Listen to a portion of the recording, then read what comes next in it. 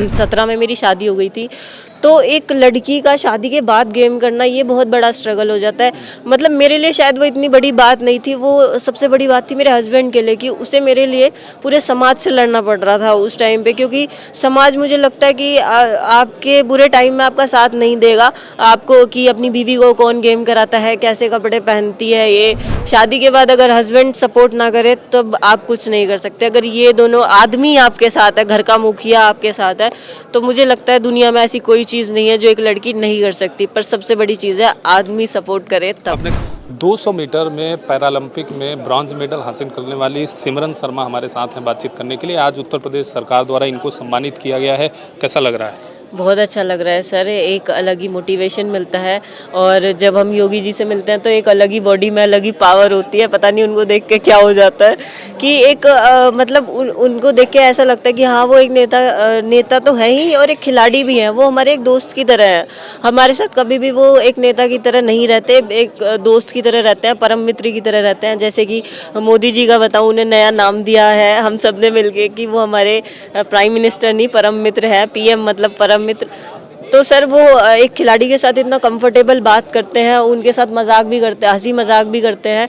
तो सर बहुत बड़ी चीज़ है कि हम अपने देश के पीएम से और सीएम से सम्मानित हो रहे हैं और उनसे डायरेक्ट बात कर रहे हैं।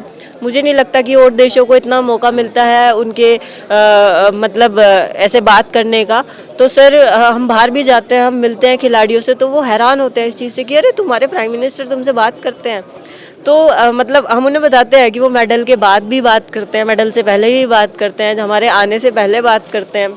तो सर मतलब ये एक मोटिवेशन अलग ही है। और स्पोर्ट्स का मतलब 2016 से पहले मुझे लगता है कि कोई शायद इतना जानता नहीं था, और 2016 के बाद जो एक हाईलाइट हुआ है स्पोर्ट्स, क्रिकेट जानते थे सब लोग। और सबसे बड़ा थैंक्स देना चाहूँगी मैं इसमें मीडिया का, कि मुझे लगता है कि अगर कोई दिखता है तो वो सिर्फ एक मीडिया के थ्रू दिखता है।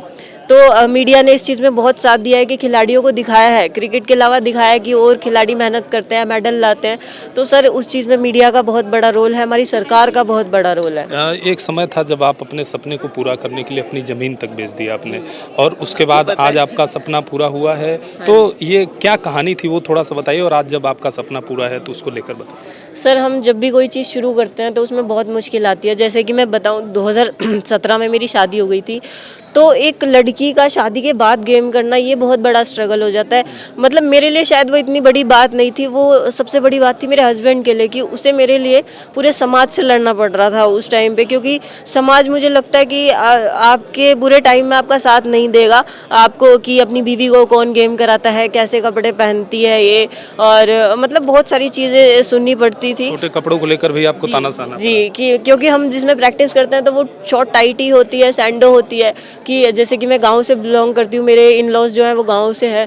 तो वहाँ पे बड़ी प्रॉब्लम होती थी कि घूंघट नहीं करती या सिर पे पल्ला नहीं लेती, और ये क्या निराली बहू आई है। तो बहुत सारी चीज़ें थी जिन सब से मेरे पति को लड़ना पड़ रहा था। वो मुझे हर चीज़ में पीछे रखता था। मुझे कभी उसने इन चीज़ों को मतलब उसने बोला कि तुम टेंशन मत लो, तुम्हें सिर्फ प्रैक्टिस करनी है।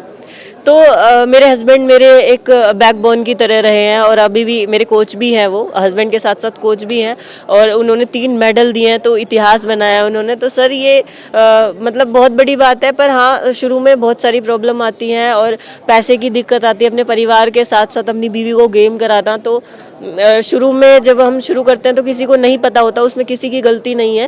पर जब मेडल आते हैं तब हमें तब लोगों को जानकारी होती है, तब उसके बाद सपोर्ट मिलनी शुरू होती है। पर उससे पहले बहुत सारी चीज़ें हुई, पैसे की कमी हुई, प्लॉट बेच दिया, मेरे फादर बीमार थे, वेंटिलेटर पे थे, बहुत बहुत सारी चीज़ें थी, डिप्रेशन में गई एक बार। सुसाइड करने का भी मन किया? हाँ सर, कि एक्चुअली ये बात मैं बताना तो नहीं चाहती थी, पर ये मेरे हस्बैंड ने पॉडकास्ट में निकाल दी थी बाहर। पर हाँ, कभी कभी बहुत ज़्यादा कमज़ोर पड़ जाते हैं, कि एक टाइम पे महसूस हो रहा था कि हाँ सब कुछ काम मतलब कुछ भी मेडल नहीं था, कुछ नहीं था, सिर्फ स्ट्रगल चल रहा था, और लग रहा था कि सब मेरी वजह से हो रहा है। कि जो मेरे हस्बैंड के साथ हो रहा है वो मेरी वजह से हो रहा है। मैं अपने फादर के लिए कुछ नहीं कर पा रही। मेरी फैमिली जो थी वो मतलब बहुत ही गरीब थे वो लोग। तो इसलिए मतलब इतना कमज़ोर पड़ गई थी कि शायद हाँ एक बार सुसाइड करने की भी कोशिश की। पर उस टाइम पे मुझे लगता है कि मेरे पति थे और वो एक रोल मॉडल की तरह हैं। सब सबके लिए जो आदमी हैं उनको शायद उनके लिए वो रोल मॉडल बनेंगे आने वाले टाइम में। और एक शायद किसी का बाप इतना ना कर सके जितना एक पति ने कर दिया। तो मुझे लगता है कि अपनी बहू को, अपनी बेटी को, अपनी वाइफ को, सबको सपोर्ट करना चाहिए। शुरू में आपको लड़ना पड़ेगा, पर मुझे लगता है कि एक बैकबोन आदमी होता है। हम बोलते हैं ना वुमेन पावर, तो वुमेन पावर अकेली वुमेन नहीं होती है। हर किसी के पीछे एक आदमी होता है घर में, या तो आपके फादर के रूप में होगा वो, या आपके भाई के रूप में होगा, या आपके हस्बैंड के रूप में होगा। अगर घर में फादर सपोर्ट नहीं करेंगे तो बेटी कुछ नहीं कर सकती। वो ये सबसे बड़ी सच्चाई है। और शादी के बाद अगर हस्बैंड सपोर्ट ना करे तो आप कुछ नहीं कर सकते। अगर ये दोनों आदमी आपके साथ है, घर का मुखिया आपके साथ है, तो मुझे लगता है दुनिया में ऐसी कोई चीज़ नहीं है जो एक लड़की नहीं कर सकती। पर सबसे बड़ी चीज़ है आदमी सपोर्ट करे तब। आपने कहा कि समाज में लोगों ने आपको ताने भी बहुत मारे, तो उस दौरान क्या लगता था कि आप ओलंपिक तक पहुंच पाएंगी? नहीं सर, एक्चुअली मैं सच बताऊं, मैंने कभी सपना भी नहीं देखा था ओलंपिक में जाने का। मेरे पति के मुंह से ये बात निकली थी कि तुम एक दिन ओलंपिक खेलोगी। तो उस टाइम पे मैं हंसी थी कि मतलब कुछ भी बोलता है, ओलंपिक देखा भी है, ओलंपिक क्या होता है। तो उसने उस टाइम पे ये बात बोली थी कि मैं एक फौजी हूँ और मुझे लगता है कि तुम नहीं कर पाओगी पर मैं तुम्हें करा दूंगा। ये तुमसे ज़्यादा मेरा सपना है। तो credit goes to my husband. और जब आपने ब्रॉन्ज मेडल जीता पेरिस ओलंपिक में, तो उसके बाद क्या लगा आपको? एक्चुअली सर सच्चाई ये है कि दुखी थी मैं, खुश नहीं थी। क्योंकि तैयारी बहुत अच्छी करके गई थी, वर्ल्ड में फर्स्ट रैंक थी और कुछ चीज़ें थी वहाँ पे जो मैं अभी मीडिया में नहीं बता सकती। और मतलब काफ़ी चीज़ों की वजह से मैं 100 मीटर में मेडल आउट हो गई। और फिर 200 मीटर में मुझे लगता है कि दिल इतना टूट गया था। पर वहाँ पे पूरी टीम का साथ, हमारी फेडरेशन और एक फैमिली की तरह थे वो मेरे, सब वहाँ पे साथ। तो सर उनके साथ की वजह से मैं भागी। मैं अकेली होती तो शायद मैं 200 मीटर भागती भी नहीं। और उन्होंने मुझे विश्वास दिलाया कि तुम कैपेबल हो, तुम कर सकती हो। तो मेरा 200 मीटर में मेडल आया। हाँ, मैं खुश थी कि मैं बिना मेडल के वापस नहीं आ रही, पर मैं संतुष्ट नहीं हूँ। संतुष्टि तभी होगी शायद जब राष्ट्रगान बजेगा गोल्ड मेडल पे। जब राष्ट्रगान बजेगा। लेकिन हम उत्तर प्रदेश की बात करते हैं। आज मुख्यमंत्री जी ने बहुत सारी बातें कही, युवाओं को कैसे ओलंपिक में या खेलों में कैसे उत्कृष्ट प्रदर्शन करना है उसको लेकर के कहा। आपका क्या कहना है? और जो युवा या जो भी लोग हैं जो आपको फॉलो करते हैं या खेलों को फॉलो करते हैं, उनके लिए आपका क्या संदेश है? जैसे कि सर ने बताया था, सबसे बड़ी चीज़ कि हमें नशे से दूर रहना, सबसे पहली बात।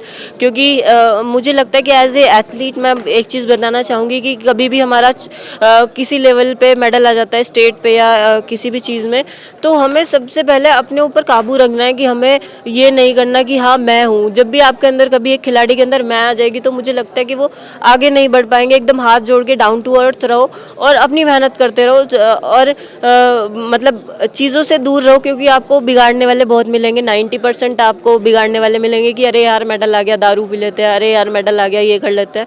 तो एक बार आप पियोगे और फिर आप बार बार पियोगे। तो मुझे लगता है कि एक खिलाड़ी को सबसे पहले नशों से दूर रहना चाहिए। और फ़ोन, अगर आप एक अच्छी तैयारी कर रहे हो तो आप इतने थक जाओगे कि आप फ़ोन चला ही नहीं पाओगे।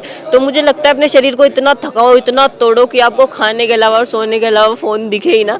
मुझे पता है कि फ़ोन की ज़रूरत होती है, कि घर पे बात करनी होती है, हम अपनी फैमिली से दूर रहते हैं, हम खिलाड़ी जो होते हैं, तो करनी होती है। पर मतलब आप थोड़ा बहुत करो, जितना जायज़ है उतना करो। कि उन्होंने सही बोला था कि फ़ोन ने शायद ख़त्म कर दी हैं सारी चीज़ें, वो बात सही सच है। छोटे छोटे बच्चों के हाथ में फ़ोन रहता है, कोई बाहर खेलने नहीं जा रहा है, अंदर फ़ोन चला रहा है। तो ये एक बहुत बड़ा मैसेज है। और मुझे लगता है कि हम अपने आप समझ सकते हैं, हम किसी के बोलने से नहीं समझ सकते। कि मैं ये बोलूँ कि आप फ़ोन छोड़ दो, आप छोड़ दोगे, नहीं।